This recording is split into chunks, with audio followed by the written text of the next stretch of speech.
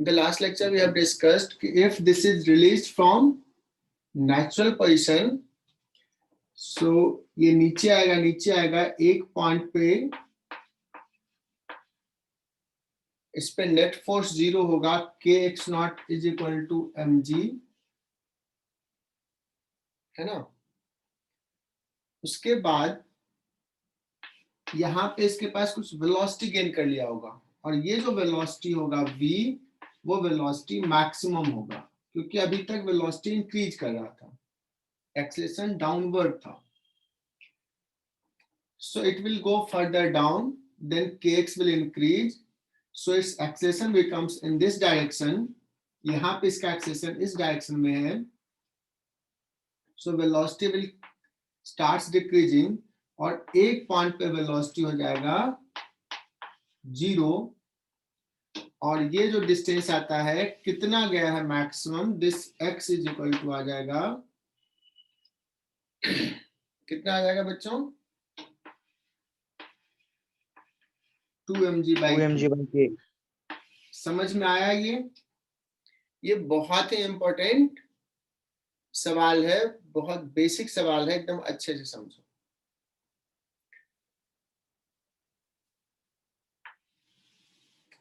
अब अगर मान लो मैंने टेस्ट में सवाल ले लिया ये,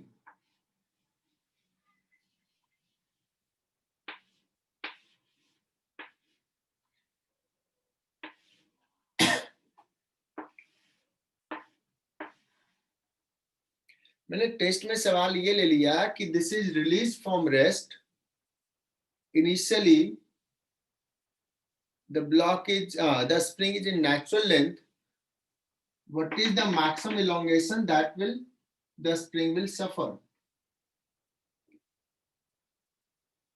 तो मैं चार ऑप्शंस देता हूं, तुम लोग सही सही टिक करना, जिससे मैं पूछूं वो बताना, ठीक है ना. देखते हैं कि कौन कौन सा बच्चा समझता है.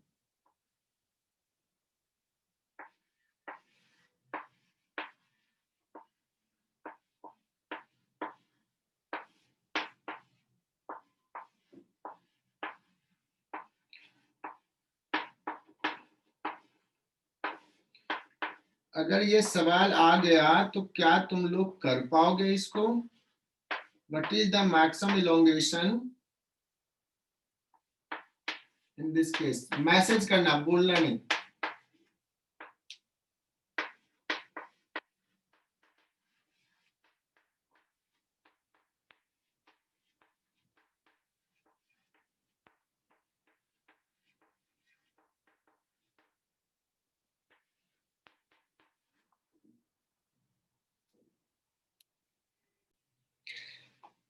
चलो, बहुत सारे बच्चों ने करेक्ट जवाब दिया. देखो इसमें और इसमें क्या फर्क है, अगर मैंने ये समझा दिया है,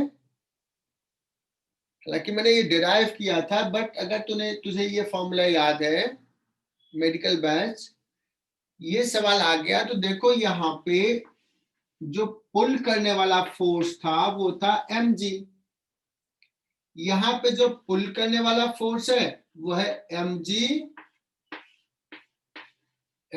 का ये कंपोनेंट mg साइन थीटा. तो सिर्फ यहां से क्या हो जाएगा, रिप्लेस हो जाएगा, जो यहाँ पे mg था यहाँ पे हो जाएगा mg साइन थीटा. तो आई होप कि ये सबको क्लियर हो गया होगा.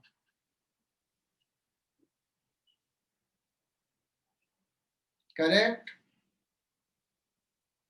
Yes sir. मान लो मैंने किसी टेस्ट में ये पूछ दिया, स्प्रिंग कांस्टेंट के ब्लॉक पे कांस्टेंट फोर्स लगा इस डायरेक्शन में, म्यू इक्वल टू 0,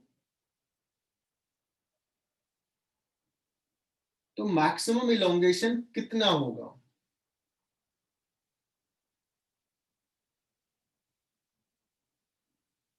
क्या आंसर होगा बच्चों?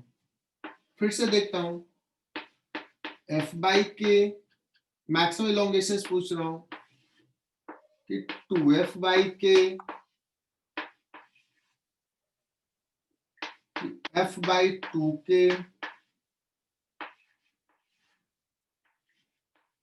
2k/f, ऐसे मैंने 4 ऑप्शंस दे दिए।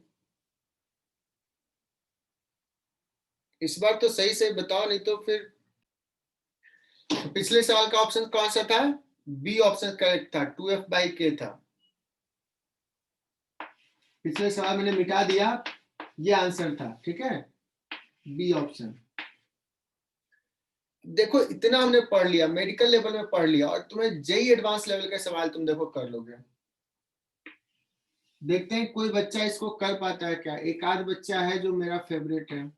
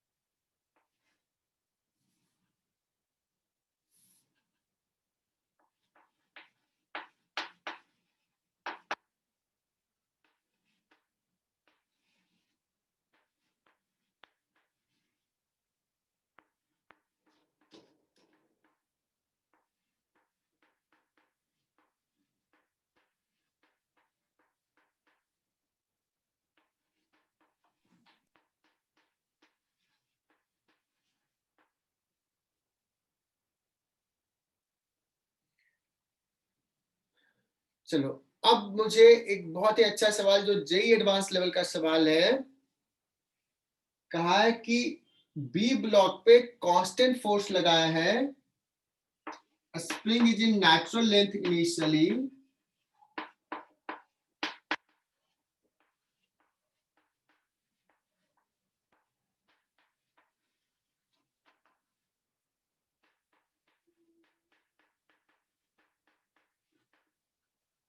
कितना मिनिमम फोर्स लगाए कि ये ब्लॉक मूव कर जाए। जिन बच्चों को ये सवाल नहीं समझ में आए, डोंट वरी, ये टफ सवाल है। चलो ये मैं ही बताता हूं, देखना। जैसे इसमें फोर्स लगाए बच्चों, ये एक्सलेट करेगा, स्प्रिंग में इलोंगेशन होगा। ये ब्लॉक कब मूव करेगा? व्हेन, इस ब्लॉक को मूव कराने के लिए kx कम से कम कितना होना चाहिए? म्यू इंटू एन, मतलब म्यू। और एक काम मैं करता हूं, इसको ना m1 लिख देता हूं, इसको m2 लिख देता हूं, और थोड़ा टफ बना देता हूं। तो म्यू m2g या m1g, ये क्लियर होगा। kx कितना होना चाहिए? म्यू m1g, मतलब kx इतना हो जाए। तो कम से कम कितना फोर्स लगाए कि इसमें इलोंगेशंस इतना हो जाए? तो अगर हम F फोर्स लगाते हैं, मिनिमम फोर्स, तो मैक्सिमम एक्सेलेरेशन कितना होता है बच्चों? kx कितना होता है?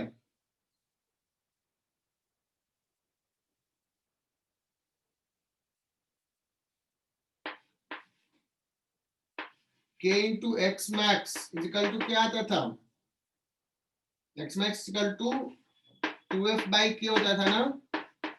तो 2f इजिकल टू kx, तो यहाँ कितना हो जाएगा? 2f। 2f equal to mu m1g। So f is equal to हो जाएगा mu m1g divide by k। Divide by 2 होगा ना? हाँ, और ये 2 समझ में आई? तो ये सवाल पता है, इरोडोव नाम की बुक है, उसका सवाल है ये। यहाँ पे के नहीं आएगा, उसकी गलती से आएगा बाई 2 से। वो 2 के जगह पे मैंने के लिख दिया था, ठीक है ना। के एक्स इजकल टू 2f, ठीक है। आगे बात समझ में? क्योंकि फोर्स का यूनिट तो एक Yes, बाई sir. के नहीं होगा ना, वो तो किसका होगा? डिस्प्लेसमेंट का यूनिट होता है नीचे के।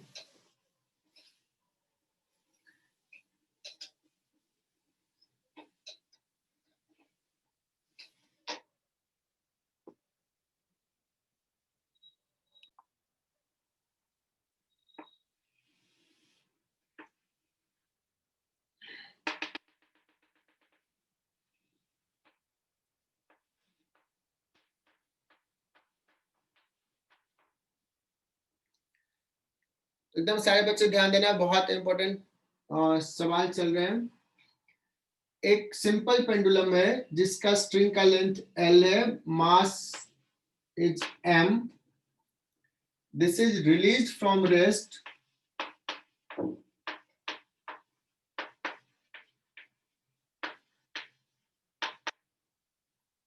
from this position, with what velocity it will reach at the bottom.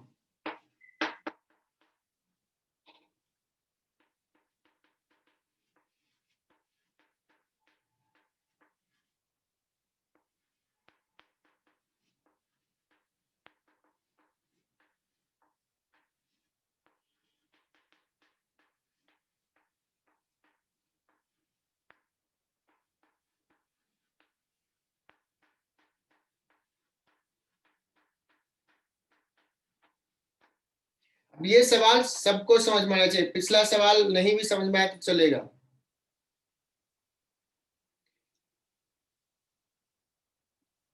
तो बच्चों मैंने शुरुआत में कहा था कि जब हमें ऐसे सवाल है कि यहाँ पे कुछ स्पीड है, किसी पर्टिकुलर पोजीशन पे स्पीड पूछ रहा है, so we will apply concept of work power energy, work energy theorem या मैकेनिकल एनर्जी कंजर्वेशन। ठीक है, ये सवाल करा दिया था क्या? नहीं करा? नो सर, नहीं, नो सर। चलो, तो अभी हम लोग क्या कर रहे हैं, इसमें हम लोग देखते हैं कि क्या मैकेनिकल एनर्जी कंजर्वेशन अप्लाई कर सकते हैं। बॉब पे फोर्सेस कौन कौन सा है?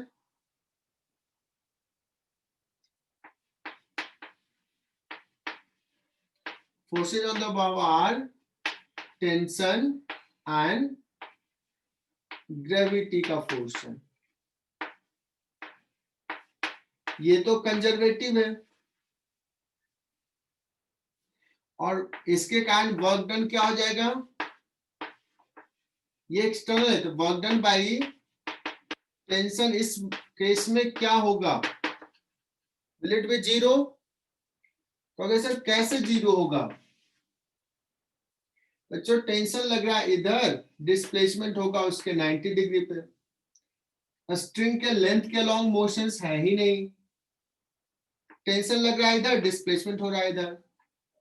एट एवरी मोमेंट टेंशन और डिस्प्लेसमेंट के बीच का angle 90 degree, so work done by tension zero, ये पहले भी बता दिया है। So we can apply mechanical energy conservation. सबको समझ में आ रही ये चीजें? दिशा, मैकेनिकल एनर्जी कंजर्वेशन कहां कहां पे अप्लाई करेंगे? Initial situations and lowest point.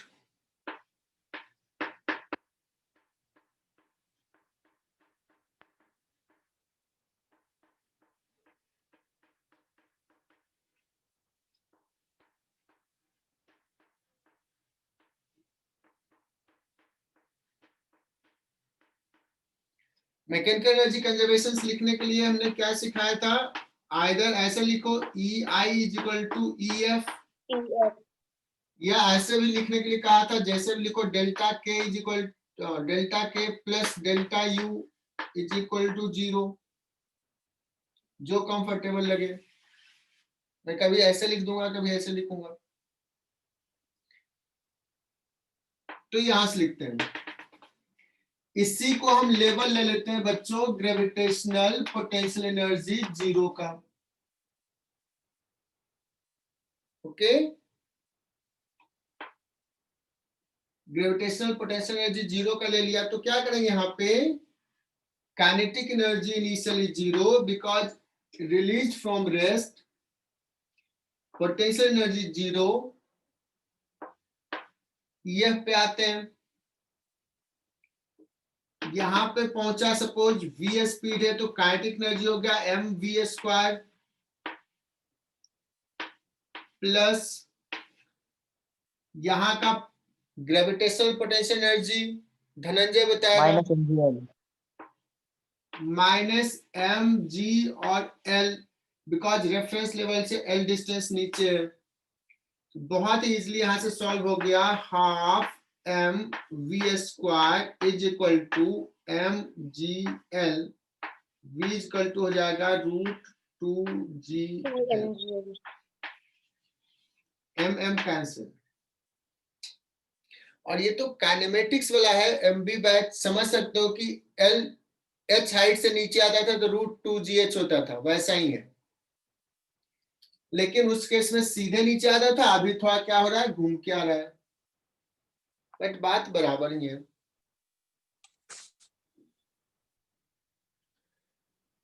अब मैं एक सवाल देता हूं, मैंने कॉन्सेप्ट डिस्कस कर दिया और एमआर बैच से तो सारे बच्चे इसको आंसर करें कि इस बॉब को ना यहां पे वेलोसिटी ऐसे दे दिया v0, एक सिंपल पेंडुलम को बॉब को वेलोसिटी दिया v0, let's this is equal to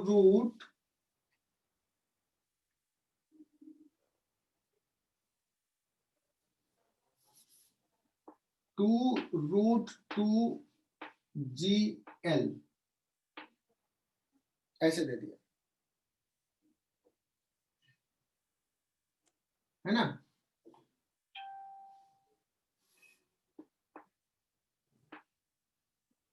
मतलब √8gl है एक्चुअली। मैंने यहां पे वेलोसिटी दे दिया और पूछ रहा हूं मैं, when it will reach here, when a string becomes horizontal, what is the velocity at this point?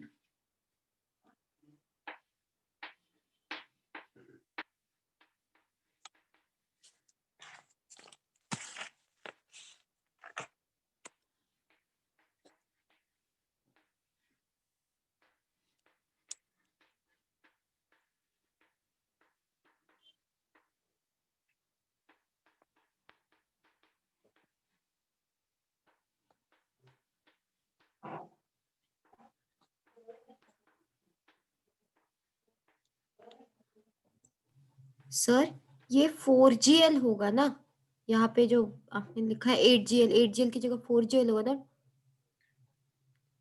ये मानसी पूछ रही है। हाँ सर। मानसी, बचपन में मैथ पढ़ते समय नींद आ जाती थी क्या? ये 2 को अगर अंदर लोगे तो वो 4 नहीं हो जाएगा, रूट के अंदर ले जाएंगे तो, और 4 2 पहले से है तो 4 इंटू 2 मुझे लगता है कि 8 होता है, मैंने तो ये पढ़ा है। हाँ सर समझ सही पढ़ा है मैंने,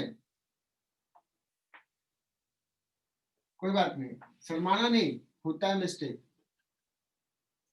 सर √6gl।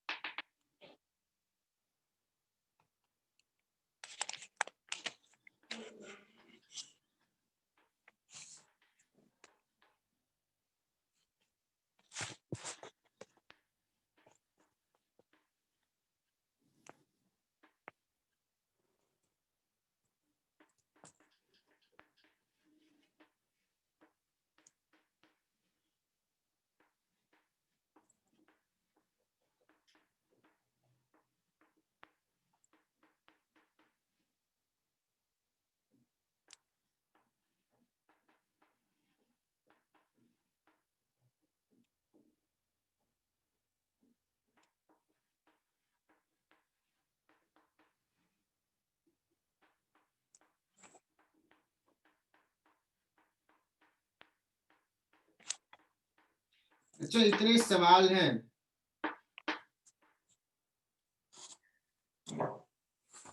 यहाँ पे स्पीड दे दिया है तुझे, यहाँ पे निकालना है, यहाँ पे निकालना है, यहाँ पे निकालना है। 3 सवाल दिया और 1 सवाल इसमें से मैं करूंगा, 2 तुम लोग करोगे। चलो सलोनी म्यूट कर लो, मुझे लगता है तुम्हारा म्यूट है। चलो मैं यहाँ का निकालता हूँ, बाकी तुम लोग ये दोनों वाला तुम लोग निकालना।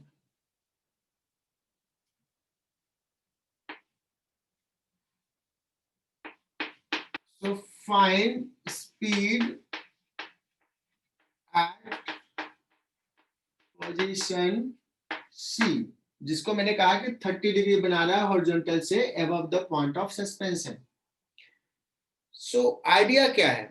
आइडिया ये है, we will apply mechanical energy conservation between point A initial and C.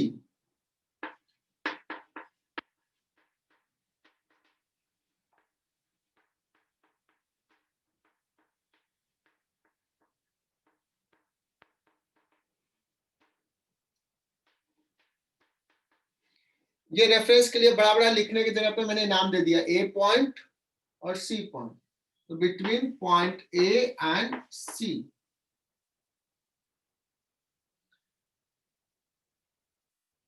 ठीक है, ऐसे लिखूं क्या? EI is equal to EF। EI लिखते हैं, सबसे पहले काइनेटिक एनर्जी लिखते हैं। काइनेटिक एनर्जी कितना है? हाफ m v नॉट का स्क्वायर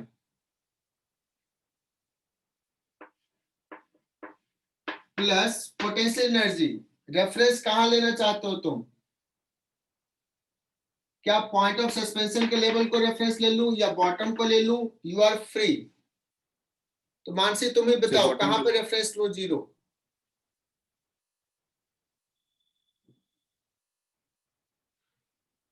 से बॉटम को लो।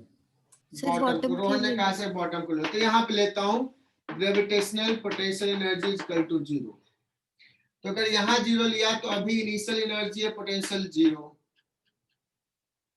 फाइनल इस पॉइंट पे kinetic energy half m vc square which is not known, यही निकालना है, प्लस इतना प्यार से समझा रहा हूं, सारे बच्चों को एकदम समझ में आना चाहिए।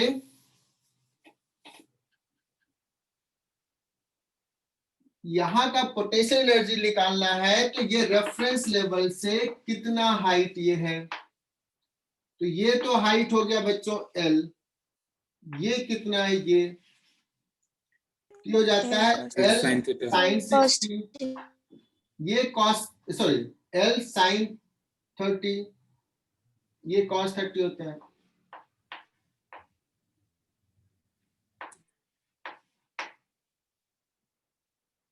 तो रेफरेंस लेवल से हाइट हो गया mg L plus L sine 30। किसी को दिक्कत इसमें तो बताना। रेफरेंस लेवल से ऊपर है इसलिए यहां प्लस, बस इसको सॉल्व कर लोगे। हाफ m vc स्क्वायर, ये पहले लिख लिया, और इसको लिखेंगे half m v not square. ये v नॉट का वैल्यू दिया हुआ है तो ये आ जाएगा, स्क्वायर करोगे तो 8gl आ जाएगा, और इसको इधर लेके आए थे minus mg l plus l by 2 3l by 2। ठीक है ना, तो ये हाफ हाफ हाफ गया, m m m गया, vc square is equal to 8gl minus 3gl 5gl। So vc is equal to root 5gl। कितने बच्चों ने इसको सही सही सॉल्व कर लिया था मेरे करने से पहले? अब आते हैं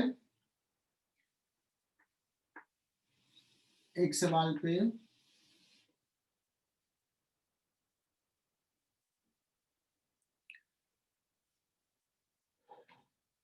there is a uniform chain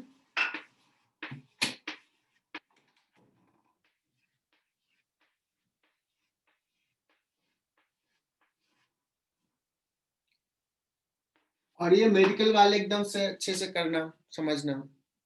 there is a uniform chain placed on a smooth table with 1/3 part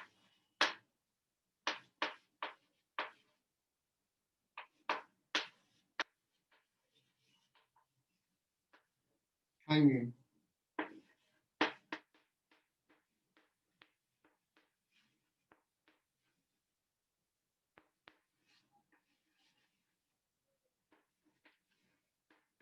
इस सवाल को स्टार मार्क कर लेना, मेडिकल में ऐसे सवाल आ सकते हैं।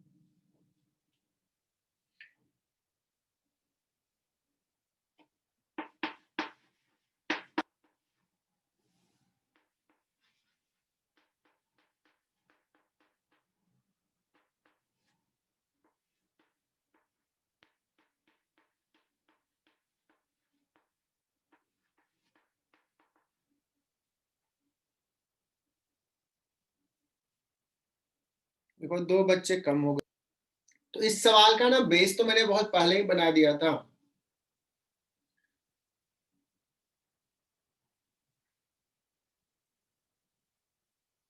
सवाल का ये सुनना बच्चों, ये स्मूथ टेबल है ना, और ऐसे कुछ पार्ट हैंग कर रहा है। अगर इसको मैं छोड़ूंगा तो ये नीचे जाना चाहेगा, यहाँ पे फ्रिक्शन रोकने के लिए तो है नहीं, तो क्या होगा, ये स्लाइडिंग स्टार्ट हो जाएगा, स्लिपिंग स्टार्ट हो जाएगा। तो ये नीचे इधर का लेंथ बढ़ते जाएगा और एक पॉइंट पे ये पूरा का पूरा चेन स्लिप कर जाएगा टेबल से।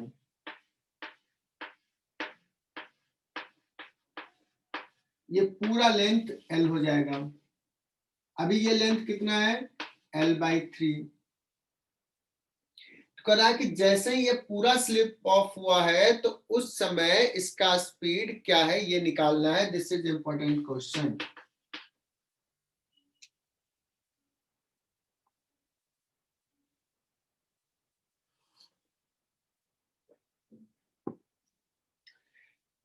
इसको कैसे सॉल्व करें, क्या न्यूटन्स लॉ अप्लाई करें या वर्क एनर्जी थ्योरम वाला कॉन्सेप्ट यूज करें?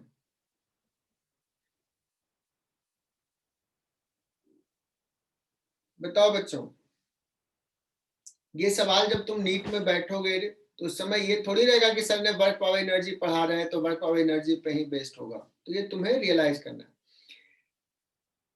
कि किसी इनिशियल सिचुएशंस का दिया हुआ स्पीड और किसी दूसरे पोजीशंस का दूसरे कॉन्फ़िगरेशन के टाइम का स्पीड पूछ रहा है, टाइम नहीं पूछ रहा है, दूसरे कॉन्फ़िगरेशंस के पे स्पीड पूछ रहा है। तो हम वर्क एनर्जी थ्योरम लगाएंगे, इस पोजीशंस पे क्या स्पीड है। यहाँ पे देखेंगे हम लोग क्या अप्लाई कर सकते हैं बच्चों। mg लग रहा है, mg तो वर्क कर रहा है बट कंजर्वेटिव है, नॉर्मल का वर्क डन 0 होगा, mechanical energy will remain conserve.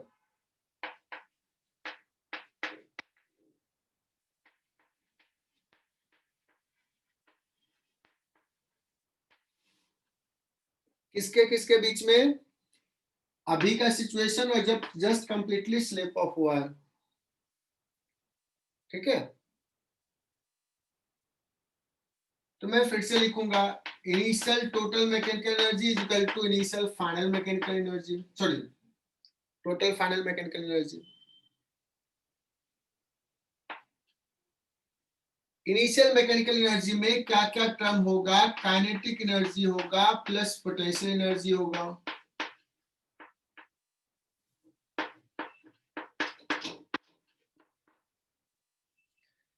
अब जब हम पोटेंशियल एनर्जी लिखते हैं तो हमें रेफरेंस चाहिए। चेन का मास ले लिया m, टोटल लेंथ ले लिया है l। क्या ये खुद से सॉल्व कर सकते हो बच्चों? क्या Yes, हमने sir. पोटेंशियल एनर्जी लिखना सिखाया है इसका? हाँ बच्चों ये म्यू इक्वल टू 0 है, स्मूथ सरफेस है ना। Mu root equal to 0। 9 GL। देखना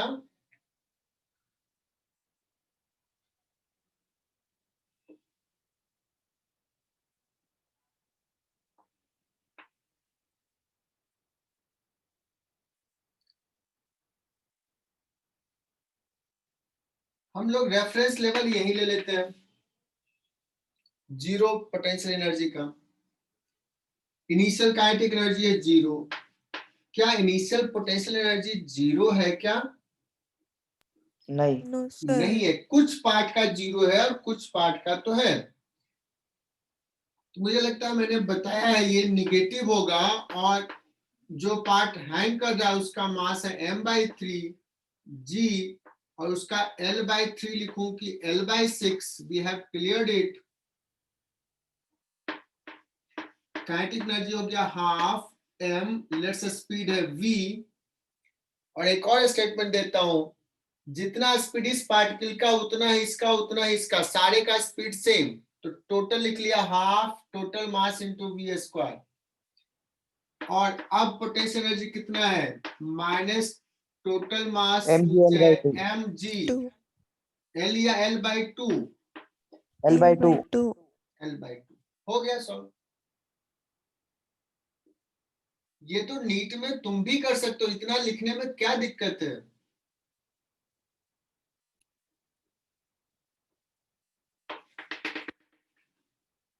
कि एक और सवाल लें,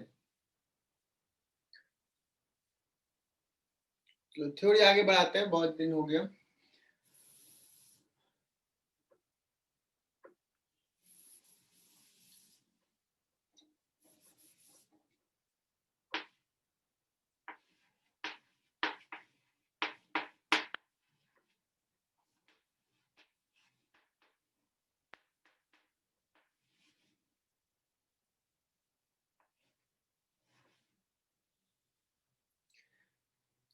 हेडिंग डालो, रिलेशंस बिटवीन फोर्स एंड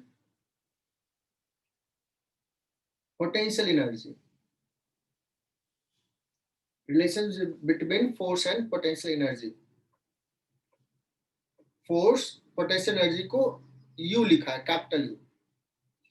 क्योंकि सर ये तो हमने पढ़ ही लिया है, D U is equal to होता है एफ डॉट डी आर, ऐसे लिखते हैं। दिस इज निगेटिव साइन के साथ, D is equal to minus F dot D R, integrate कर लिए तो आ गया। तो सुनना, जैसे मुझे स्प्रिंग फोर्स पता था, एफ पता था, तो हम पोटेंशियल एनर्जी निकाले थे कि हाफ के एक्स स्क्वायर होता है। That means if F is known we can find U. Is the reverse is true? That means अगर पोटेंशियल एनर्जी मुझे दिया हुआ है, क्या वहां से मैं फोर्स निकाल सकता हूं? Yes, है ना? sir. तो अभी जो रिलेशंस लिख रहा हूं एफ और ई के बीच में, यही रिलेशन है। मुझे चाहिए कि अगर मुझे u पता है तो क्या f निकाल सकते हैं? तो पहले मैं लिख रहा हूं for one dimensional motion, forces one dimension में सिर्फ x में वेरी कर रहा है या सिर्फ r में वेरी कर रहा है, उसके लिए मैं यहां से लिखूंगा F इज इक्वल टू हो जाता है, इस dr को इधर लेके आ जाओ, माइनस du/dr, डिफरेंशिएशन। या अगर u फंक्शन ऑफ x है तो minus D you upon D x, force भी एक्स डायरेक्शन में होगा. Note it down.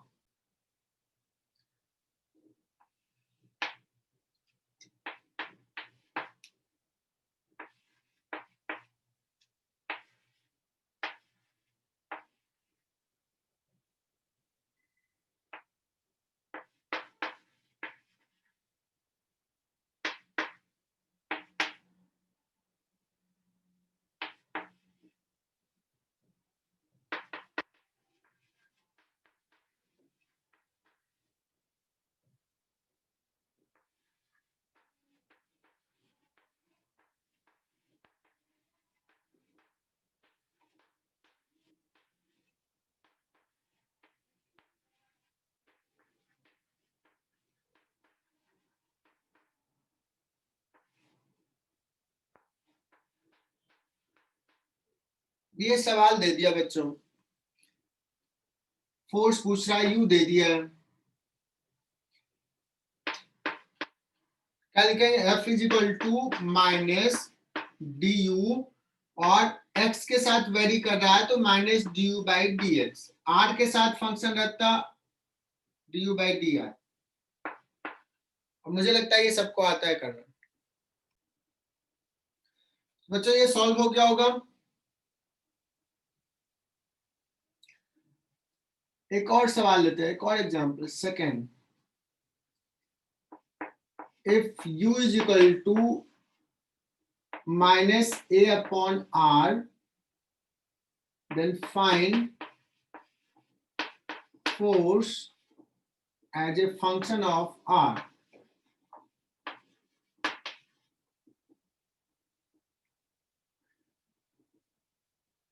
Where a is constant.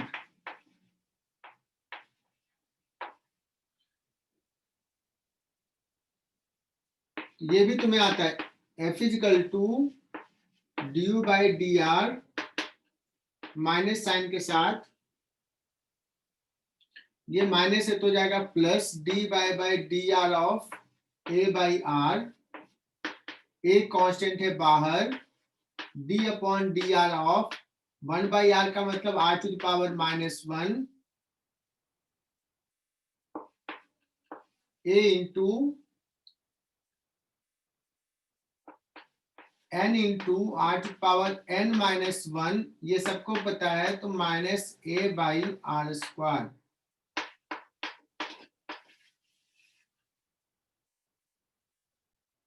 बच्चों नेक्स्ट सवाल, u दिया हुआ ऐसा पूछ रहा है, वो पोजीशन निकालो जहां पे फोर्स 0 है. तो सबसे पहले तो हमें फोर्स निकालना पड़ेगा. कैसे निकलेगा फोर्स?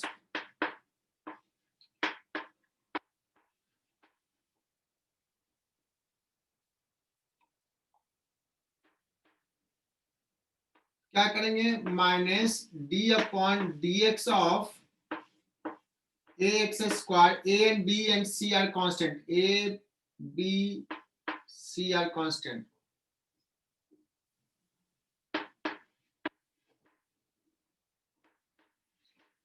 और ये 100% आना चाहिए समझ में.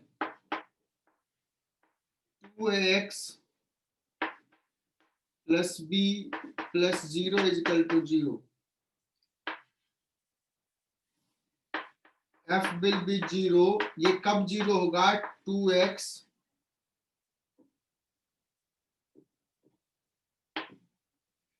Minus 2x plus b is equal to 0, x is equal to b upon 2a.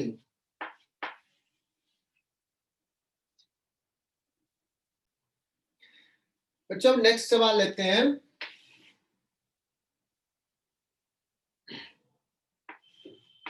To और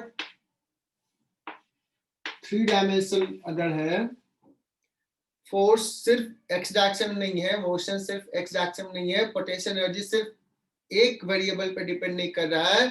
potential energy depends on more than one variable, like it is depending on x coordinate as well as y coordinate, in fact as well as z coordinate पे भी अगर depend करेगा तो उस case में हम कैसे निकालेंगे? That is u is function of x, y and z। जरूरी कि तीनों का, दो का भी है ना। तो बच्चों ये लिखना है, ये नया चीज है तुम्हारे लिए। f इज इक्वल टू होगा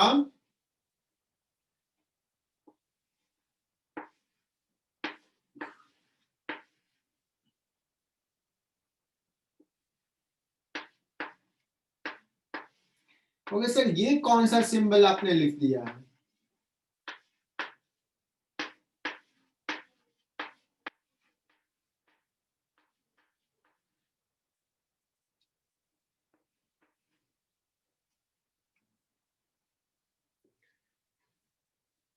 अच्छा, इसको बोला जाता है डेल अपॉन डेल एक्स बोलते हैं, del upon del x.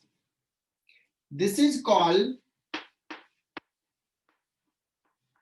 Partial differentiation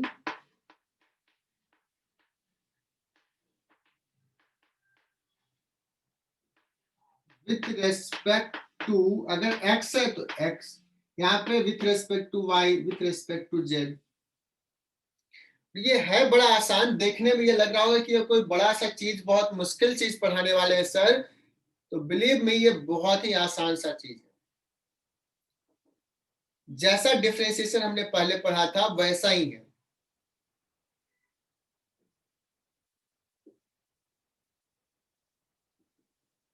अब पार्शियल डिफरेंशिएशन कब यूज करेंगे? Actually when u is function of more than one variable, u depends on x, u depends on y as well as z। लेकिन हम differentiate किसके respect में कर रहे हैं? सिर्फ एक वेरिएबल के रेस्पेक्ट में कर रहे हैं, तो उसको हम कहेंगे कि पार्शियल डिफरेंशिएशन कर रहे हैं। और हमें करना क्या है उसमें? When we are differentiating with respect to x, treat all other variable as a constant. This is the concept. तो यहां लिखना कैसे करना है वो बता, लिख लो। When partial differentiation में, when we differentiate with respect to x, then treat all other variable as constant। मैं बोलते गया हूं, तुम लोग लिख लेना, लिखा हूं बहुत छोटा में, बट आवाज सुना दिया होगा। और इसका एक एग्जांपल ले लेता हूं। Suppose u is equal to X square Y plus Y cube into X plus 5। मुझे निकालना है कि निकालो कि what is del you upon del x.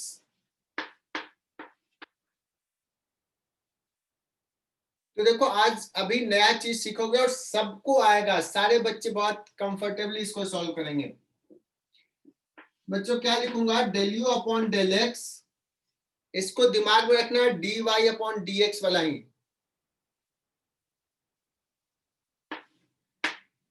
X square Y plus y q x plus 5।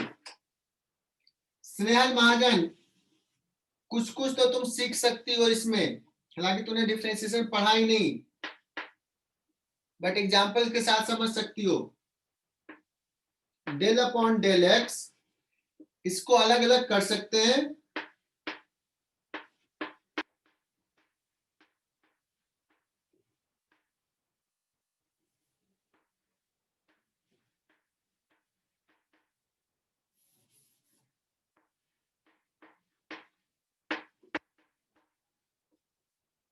अब इस टर्म को डिफरेंशिएट करना है। y को मैं क्या ट्रीट करूं? y को मैं ट्रीट करूंगा एज ए कांस्टेंट, कांस्टेंट। तो y हो गया बाहर, और x स्क्वायर का x के रिस्पेक्ट में हमें पता है 2x होता है, प्लस यहाँ पे y क्यूब कांस्टेंट है तो y क्यूब बाहर और x का डिफरेंशिएशन 1 होता है, प्लस 5 कांस्टेंट है, सिर्फ कांस्टेंट और कुछ नहीं है, तो 5 का डिफरेंशिएशन हो जाएगा 0। तो दिस इज योर आंसर।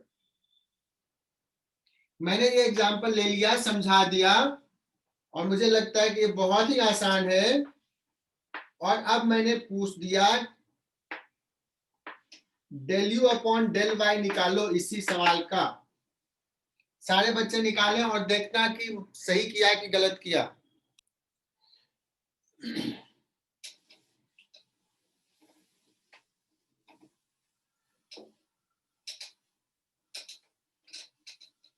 सो हमने पूछा है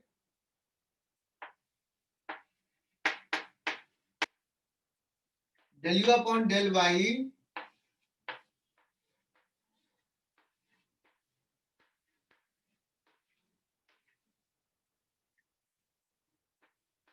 जिन बच्चों ने कैलकुलस यूज पढ़ लिया है हमारे से, हमसे, उनको तो ये सॉल्व हो जाना चाहिए। We are differentiating with respect to y, so we will treat x square as a constant. So x square बाहर, y का differentiation 1 plus x constant, y cube का differentiation 3y square plus 5 का 0। और सिर्फ स्नेहल महाजन के लिए, स्नेहल ने लेट ज्वाइन किए हैं, कुछ और बच्चे हो सकते हैं लेट ज्वाइन। स्नेहल, डिफरेंशिएशन में ये फॉर्मूला आज रट्टा मार लो। Differentiation of x to the power n with respect to x होता है n पावर और x to the power n minus 1। Snehal तो इतना सीख लो। बच्चों अब एक सवाल देते हैं कि अगर हम u दे दिया ये, तो पूछा किसी भी पॉइंट, जनरल पॉइंट पे x, y पॉइंट पे क्या फोर्स होगा। सर बहुत आसान, हालांकि इतना टफ मेडिकल में नहीं पूछता, बट है थ्योरी तो पढ़ा दे रहा हूं।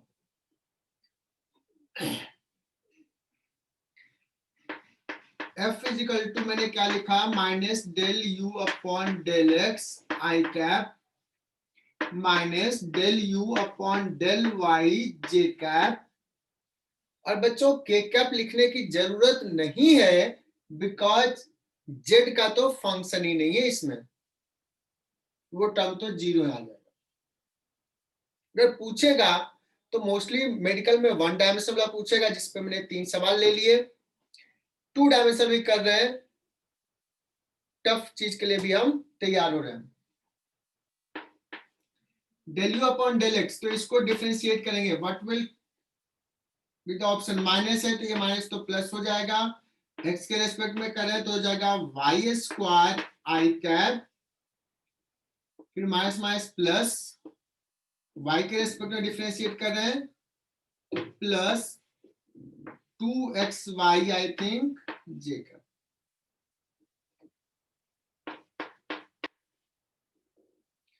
अगर मैं पूछ दूं कि what is the force at point Q जिसका कोऑर्डिनेट सपोज 2,1 है, क्या फोर्स होगा वहां पे, कहोगे x कोऑर्डिनेट 2, y कोऑर्डिनेट 1, तो हो जाएगा 1 square I cap plus 2 into 2 into 1 j cap, that is equal to I cap plus 4 j cap.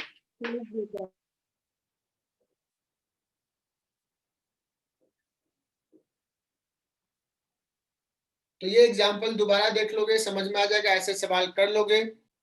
तो थ्योरी आगे बढ़ा रहा हूं अभी, और टाइम नहीं हुआ ना। अभी है 5 minute. So next is graph. सारे बच्चे एकदम ध्यान से देखना।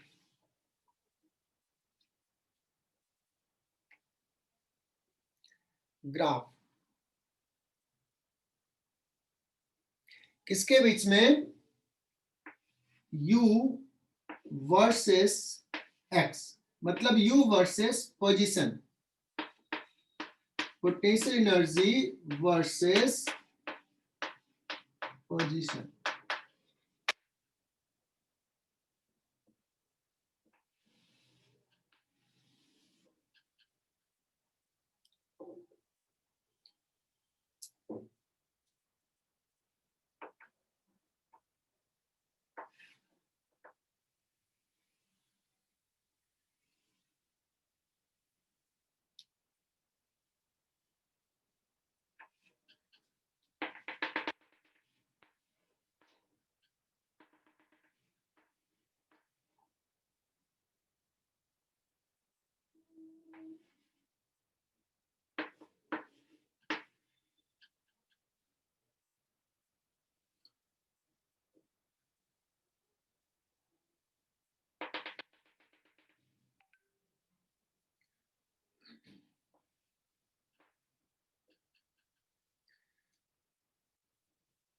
अगर बच्चों u वर्सेस x का ऐसे ग्राफ दिया हुआ है और सिंपल सा छोटा सा चीज मैं पूछूं, ये बता रहा है, ये जो ग्राफ बता रहा है, बोल रहा है कि अगर x इक्वल टू 0 है तो उस समय इसका पोटेंशियल एनर्जी इतना है, x equal to x dash है, पोटेंशियल एनर्जी इतना है, x1 पे इतना पोटेंशियल एनर्जी है, और इस ग्राफ में अभी x1 के थोड़ा इधर उधर जाए तो पोटेंशियल एनर्जी कम होगा, x1 पे पोटेंशियल एनर्जी मैक्सिमम है। इसको हमने कैलकुलस में पढ़ा था, तो इसको बोला था लोकल मैक्सिमा, इसको बोला था लोकल मिनिमा। x2 पे पोटेंशियल एनर्जी का मिनिमा है, ठीक है।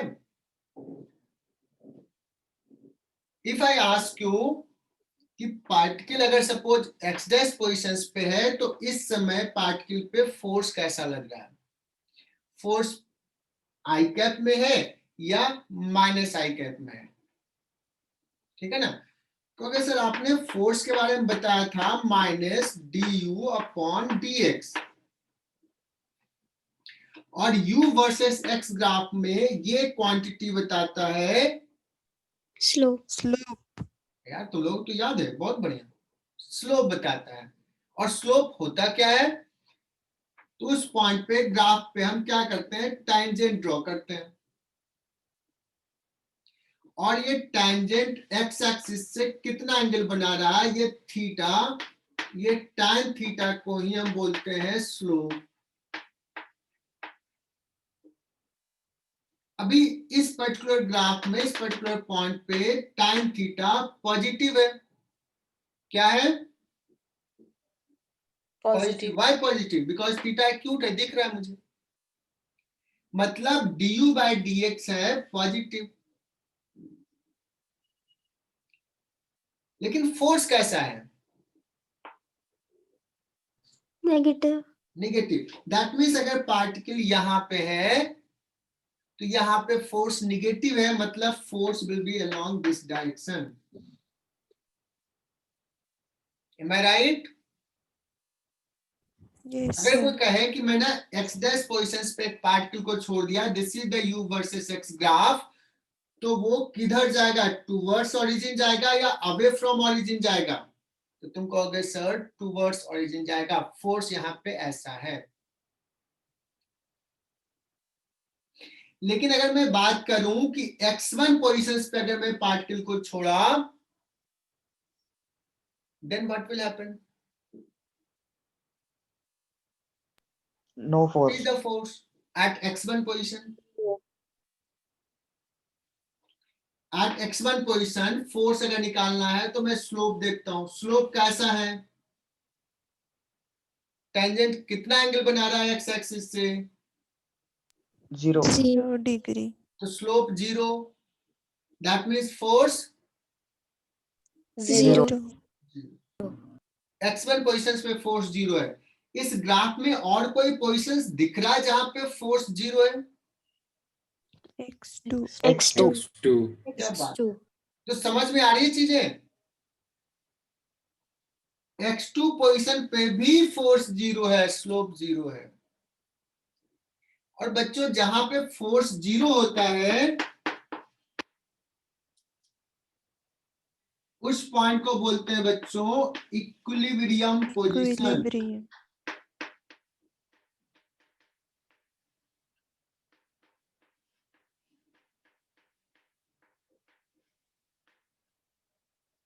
जहां पे फोर्स 0 होता है उसको क्या बोलते हैं? Equilibrium position. तो इस पर्टिकुलर ग्राफ में कह सकते हैं कि x1 and x2 are in equilibrium position. Position. और इक्विलिब्रियम पोजीशन अगर ढूंढना है तो फोर्स 0 कहेंगे, मतलब du बाई dx क्या होना चाहिए? 0 0 होना चाहिए।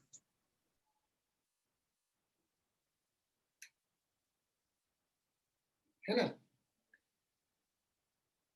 अब एक चीज समझाता हूं पहले। ये सोचो कि एक ऐसा ट्रैक है वर्टिकल प्लेन में, रोड ऐसा बना हुआ है, हिली एरिया है, पहाड़ वाला एरिया, ऐसे ऐसे, या ऐसा तूने ट्रैक बना दिया। Just to understand, just to remember, सोचो कि अगर यहाँ पे मैं एक ब्लॉक को रख रहा हूं, हालांकि ऐसा कोई एरिया नहीं, ये ग्राफ है बच्चों, सिंपल सा u वर्सेस x, बट वैसा ही चीज आता है इसलिए समझा रहा हूं।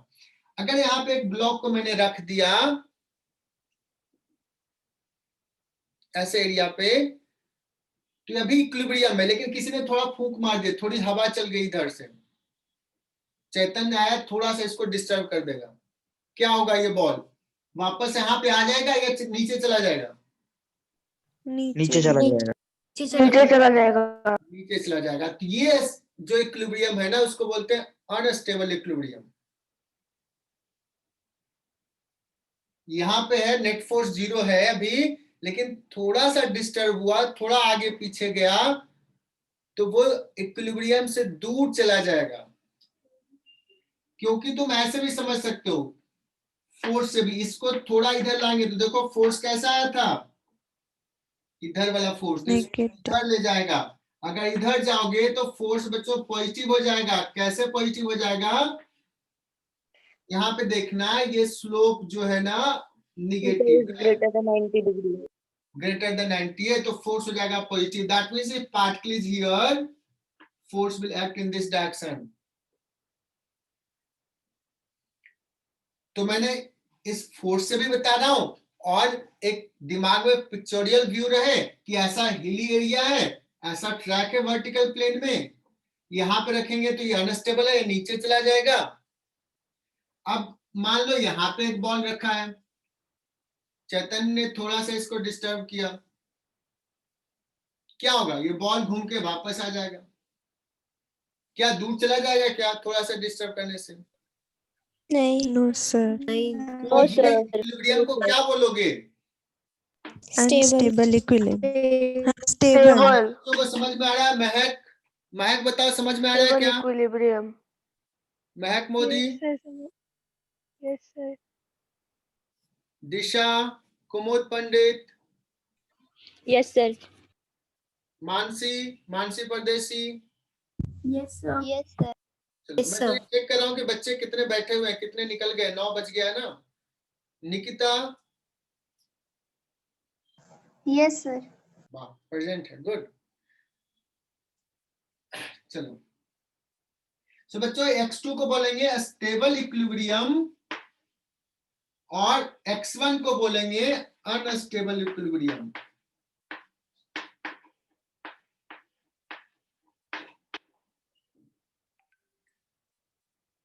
इस पर्टिकुलर ग्राफ में जैसे तुम लोग अभी तो लॉकडाउन है, मान लो घर पे पढ़ाई कर रहे हो और तुम्हारा एक दोस्त आया, रोहन पढ़ाई करते रहता है, चैतन्य को आता है, बोलता है यार, चैतन्य आता है, बोलता है यार चलो मूवी देखने, और रोहन निकल लेता है मूवी देखने। तो वो इक्विलिब्रियम उसका जो पढ़ाई वाला था वो कौन सा हो जाएगा? Unstable. अनस्टेबल। Unstable. लेकिन अगर मान लो कि पापा बगल Stable. में बैठे हैं बाहर वाले रूम में, बोलेगा यार अभी तो नहीं जा सकते, मजबूरी है ना, पापा उधर से पुश कर दे, नहीं जाओ घर में अंदर पढ़ाई करो, तो हो जाएगा स्टेबल इक्विलिब्रियम। Stable. तो बच्चों यहाँ पे हमने समझा स्टेबल और अनस्टेबल। अब मैं थोड़ा सा लिख देता हूं mathematically, for equilibrium position du by dx क्या होना चाहिए? 0। 0. तो ये ग्राफ में देखना, जहां जहां मैक्सिमा या मिनिमा होगा वहां पे स्लोप 0 होगा, ऐसा। तो ये हो गया ये। लेकिन अगर पूछा जाए उसमें कौन सा पोजीशन स्टेबल है, तो मैं थोड़ा सा डिफरेंशिएशन में मैंने पढ़ाया था, मैथमेटिक्स थोड़ा यूज कर लेता हूं। ग्राफ दिया हो तो बहुत इजीली बता दोगे। देखो ये बच्चों है मैक्सिमा, और मैक्सिमा के लिए तुम लोगों ने पढ़ा होगा कि पोजीशंस के लिए डबल डिफरेंशिएशन d2u, हमने हमारे बैच में भी नहीं पढ़ा है, d2u by dx स्क्वायर।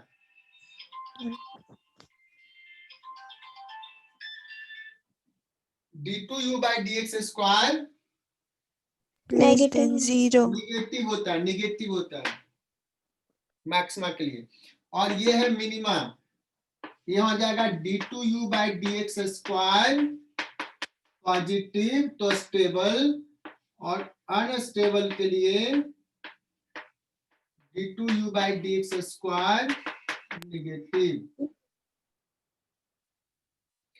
और एक और चीज बता देता हूं, ये याद रखना, स्टेटमेंट लिख लेना बच्चों। यहाँ पे इसके पास एनर्जी ज्यादा है, जो ज्यादा एनर्जी वाला रहेगा ना वो थोड़ा अनस्टेबल रहता है।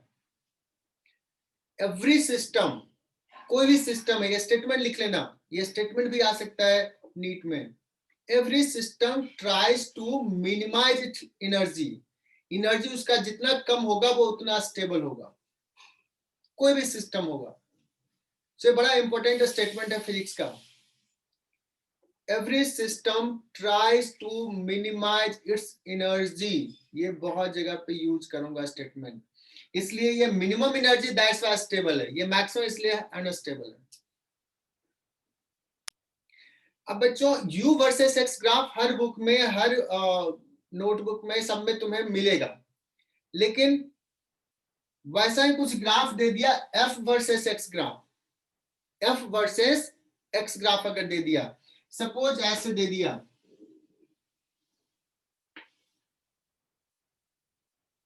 ये पोजीशन है x1, ये है x2, ये है x3, ये है x4, ये है x5, है ना, x6, x7, ऐसे ही मतलब कुछ दे दिया ऐसा, ठीक है। ये ग्राफ किसके बीच में है? f वर्सेस x, ध्यान देना। अब अगर मैं पूछूं कि इसमें इक्विलिब्रियम पोजीशन कौन सा, x2, x3, x4, x5, x6, x1, कौन सा इक्विलिब्रियम पोजीशन है, तो कुछ बच्चे ना वो वही याद रखते हैं, सर यहाँ स्लोप 0, यहाँ स्लोप 0, मतलब x2, x6, sorry x3, x4, ये बोलते हैं, क्योंकि उनको u वर्सेस x वाला ग्राफ दिमाग में रहता है, रट्टा मारे रहते हैं। बच्चों ये ध्यान देना है, f वर्सेस x है, और इक्विलिब्रियम पोजीशंस का डेफिनेशन क्या है? जहां फोर्स 0, तो फोर्स कहां 0 है? x1 पे। फोर्स कहां 0 है? x5 पे। फोर्स कहां 0 है? x7 पे। सो x1, x5, x7 are equilibrium position, not this one। और ये फिर टफ सवाल हो जाएगा मेडिकल के लिए कि इसमें स्टेबल कौन है और अनस्टेबल कौन है, तो ये तुम्हारे ऊपर छोड़ते हैं, कैन यू डिसाइड कि कौन सा स्टेबल होगा और कौन सा अनस्टेबल होगा, ठीक है ना। स्टेबल का मतलब हुआ, स्टेबल का मतलब समझना कि इक्विलिब्रियम पोजीशन से थोड़ा सा मैं अगर आगे शिफ्ट कर दिया तो उस पे ऐसा फोर्स लगे कि वापस लाए, तो बोलते हैं स्टेबल। और इक्विलिब्रियम पोजीशन से शिफ्ट किया और उस पे एक ऐसा फोर्स लगे कि अवे फ्रॉम इक्विलिब्रियम ले जाए, तो उसको बोलते हैं अनस्टेबल। तो decide according to this graph कौन सा स्टेबल है कौन सा अनस्टेबल।